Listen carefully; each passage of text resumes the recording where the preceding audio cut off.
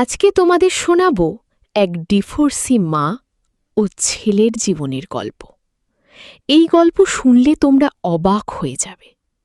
কি হতে পারে ডিভোর্সি মায়ের কতটা জ্বালা, কতটা যন্ত্রণা, সেটা আজকের গল্পটায় তোমাদেরকে শোনাব। একমাত্র সম্বল ছিল ডিভোর্সি মায়ের, তার ছেলে। ছেলে এখন অনেকটাই বড়।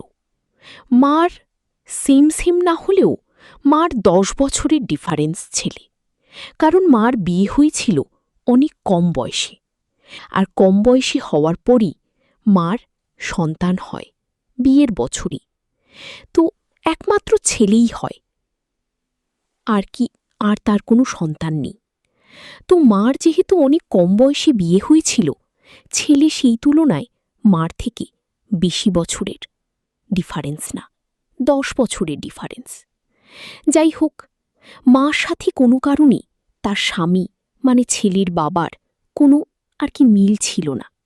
ছেলে হওয়ার পরই তারপরই অনেক কষ্ট করে 2-4টা বছর সে একসাথে কাটায়। তারপরে তার স্ত্রীকে সে ডিভোর্স দিয়ে চলে যায়।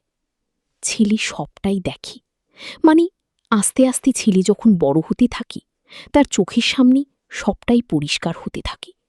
যেহেতু মা আর ছেলের বেশি ডিফারেন্স না, তার জন্য মা আর ছেলে আর কি এখন অনেকটাই বড় হয়ে গেছে। আর মাও এখন বেশ আর কি, মানে এখনও ইয়াং আছে আর কি, সেরকম তুলনায় মার আর কি বয়সটা বোঝা যায় না। যাই হোক, মাকে অনেক কষ্ট করে দেখছি মানুষ করতে ছেলেকে। যেহেতু তার স্বামী সংসার ছেড়ে চলে গেছে, অনেক অভাব, অনেক কিছু, আর তার বয়সটাও ছিল অনেক কম। সে অনেক কিছুই না পাওয়া জিনিস আর কি তার জীবনে রয়ে গেছে। বুঝতেই তো পারছ একটা স্বামী ছাড়া একটা স্ত্রী কেমন করে থাকে। খাওয়া পড়া সব কিছুই আর কি একটা, মানে অভাব, খাওয়াও অভাব, পড়াও অভাব, তার মধ্যে আরও অনেক কিছুর অভাব আছে, যেটা তোমাদেরকে পরিষ্কার করে বলতে হবে না। আশা করি তোমরা বুঝতে পেরে গেছ। যাই হোক, খাওয়া পড়াটা হলেও অন্য কিছুর অভাবটা সে পূরণ করতে পারছে না, মানে তার পূরণ হচ্ছে না। তো ছেলে এগুলো আস্তে আস্তে আস্তে আস্তে যখন এগুলো দেখছি, বড় হচ্ছে, সব কিছুই ফেস করছে, এখন মার আর কি বাধ্য ছেলে হয়ে উঠছে। মা যা বলে ছেলে সবটাই মানে। তো ছেলের মনে অনেক দিন ধরেই অনেক রকম প্রশ্ন জাগছে, অনেক রকম কথা জানতে চাইছি। এখন যেহেতু ছেলে বড় হচ্ছে, ছেলের চাহিদাও বাড়ছে। তো মা ভাবছি এখন ছেলে আমার বড় হচ্ছে, এখন যদি ছেলে অন্য কোনো সঙ্গে পড়ে যায় তাহলে তো আমার সমস্যাই হয়ে যাবে। কারণ অনেক কষ্ট করে মানুষ করেছিল তার ছেলেকে, দিনরাত এক করে সংগ্রাম করে সে তার ছেলেকে মানুষ করেছিল। ছেলে তার জীবনে একমাত্র সম্বল, কারণ স্বামীর ভালোবাসা সে সেরকমভাবে পায়নি। 2-3 বছর সংসার করেছি, তারপরে স্বামী তাকে ছেড়ে দিয়ে চলে গেছে। কোনো কারণবশত তার সাথে বনেনি, তো তার স্বামী তাকে ছেড়ে দিয়ে চলে গেছে। সে আর তার স্বামীকে আটকানোর চেষ্টা করেনি। সে ভেবেছে আমার একমাত্র সন্তান আমার ছেলে, আমি তাকে নিয়েই আমি আমার বাকি জীবনটা কাটাবো। তো মাও অনেক কষ্ট করে সংসার চালাতো। স্বাভাবিক, সব প্রত্যেকটা মার মনেই আশা থাকে যে এখন আমি কষ্ট করি, পরবর্তী বয়সে ছেলে আমাকে দেখবে। এই ক্ষেত্রে মা আর ছেলের বয়স বেশি ডিফারেন্স না। তো ছেলেও হুটপাট করে, মানে দেখতে দেখতে ছেলে বড় হয়ে যায়। ছেলে এখন বেশ বড় হয়ে গেছে। আর ওই যে মার কথা বললাম, মার বয়সটা ধরা যায় না। আর মার এখন মনে হয় আবার দ্বিতীয় বিয়ে দেওয়া যাবে, এরকম অবস্থা। আর মার মধ্যে অনেক না পাওয়া জিনিস রয়ে গেছে, যেগুলো তোমাদেরকে প্রকাশ, মানে মুখে বললে বোঝাতে হবে না, তোমরা বুঝে গেছো। তো বাবার সাথে বেশি দিন সংসার করতে পারিনি, বুঝতেই পারছো, খাওয়া পড়া সব কিছুই না। তার পিছনে আরো জিনিস আছে। ছেলে এখন বড়, মানে বুঝবান হয়ে গেছে। ছেলে এখন চাকরি করে। ছেলের মনেও অনেক রকম আশা জাগছে। মা ভাবছে কি করে ছেলেকে আর কি নিজের কাছেই রাখবো, কারণ জানি ছেলের এই সঙ্গটা ভালো না। এখন যদি ছেলে কোনো খারাপ সঙ্গে পড়ে যায় তাহলে হয়তো, মানে এখান থেকে আর ফেরত আনতে পারবে না। তাই মা এই টেনশানেও আছে। আর ছেলে অনেকদিন ধরে মাকে কিছু বলবে বলবে ভাবছি, কিন্তু বুঝে উঠতে পারছে না। মা সেটা একটু টের পাচ্ছে, তার হাবভাব, চলাফেরা, আচরণ দেখে বুঝতে পারছি। ছেলে বলছে, মা তুমি চিন্তা করো না, আমি তো আছি, আমি তোমাকে আগলে রাখবো সবটা দিয়ে। মা বলল, সবটা দিয়ে কি করে আগলাতে পারবি রে, তুই তো সবটা পারবি না। ছেলে বলল, না না, আমি সবটা দিয়েই পারবো। তুমি কি ভাবো আমাকে? আমি এখনো সেই ছোট ছেলে আছি? না, আমি এখন বেশ বড় হয়ে গেছি। আমি এখন সবটা বুঝি। তুমি আমাকে কিছু বোঝাতে এসো না, সাত দিয়ে মাছ ঢাকতে এসো না। অমনি মা হেসে বলল, কি যে বলিস বাবা, তোকে কি বুঝাবো? তোর বুঝানোর বয়স পার হয়ে গেছে, মানে বোঝার বয়স পার হয়ে গেছে। এখন তুই নিজেই ভালো মন্দ বুঝিস।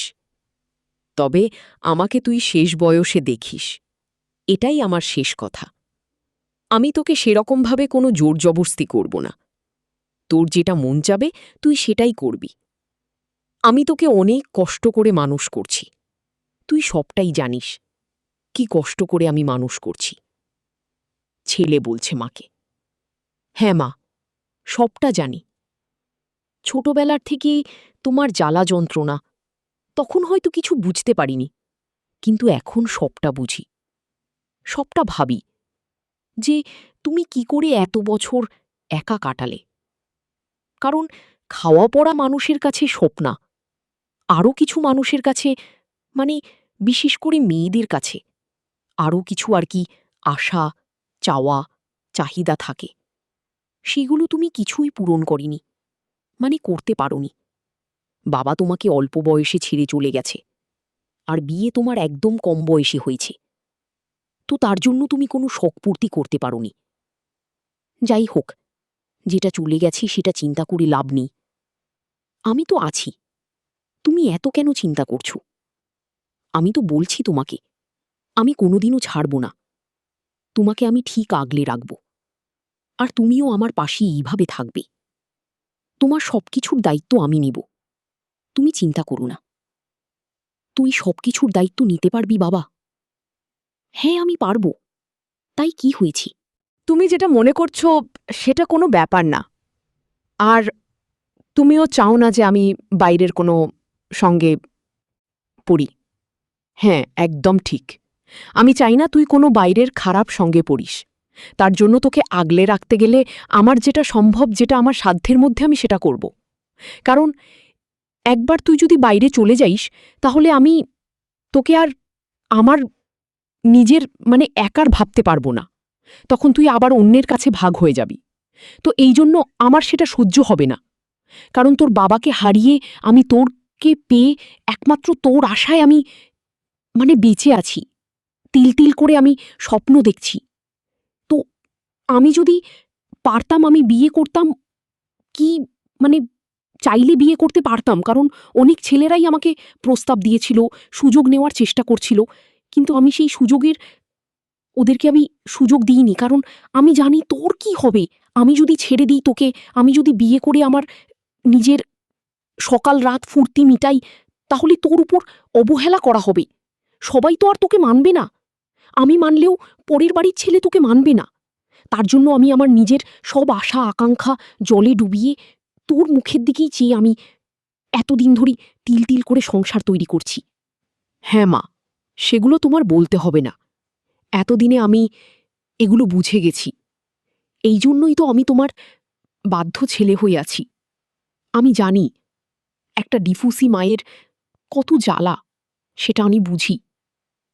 আমাদের সংসার দেখবে মা, আমাদের মা ছেলের সংসার দিব্যি সুন্দর ভালোভাবে কাটবে। কারণ আমি তোমার সবটা বুঝি।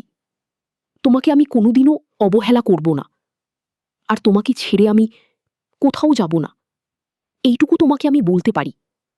তুমি আমাকে নিয়ে কোনোদিনও অসুখী থাকবে না, কারণ আমি তোমার চোখের জল দেখছি। রাতের পর রাত বালিশ ভিজে গেছে চোখের জলে, সেগুলো আমার চোখের সামনে একদম পুরো বইয়ের পাতার মতন, ছবির মতন ভাসছে। তো এগুলো থেকে আমি কি করে ভুলে যেতে পারি? ছোটবেলা থেকে একটাই আমার মনে ছিল যে আমি কবে নিজের পায়ে দাঁড়াবো, দাঁড়াই তোমাকে আমি সব সুখ দেব। এই জন্যই তোমাকে আমি বললাম, তোমাকে আমি কোনো সুখ থেকেই বঞ্চিত রাখবো না। বাবা, তুই বলেছিস, এটাই অনেক বড়। আমার কাছে এটাই বড় পাওয়া। আমিও চাই তুই মানুষের মতন মানুষ হও, আর আমরা সুন্দরভাবে একসাথে হ্যাঁ মা, এটাও আমারও একই চাওয়া। আমরা সুন্দরভাবে যেন একসাথে থাকতে পারি।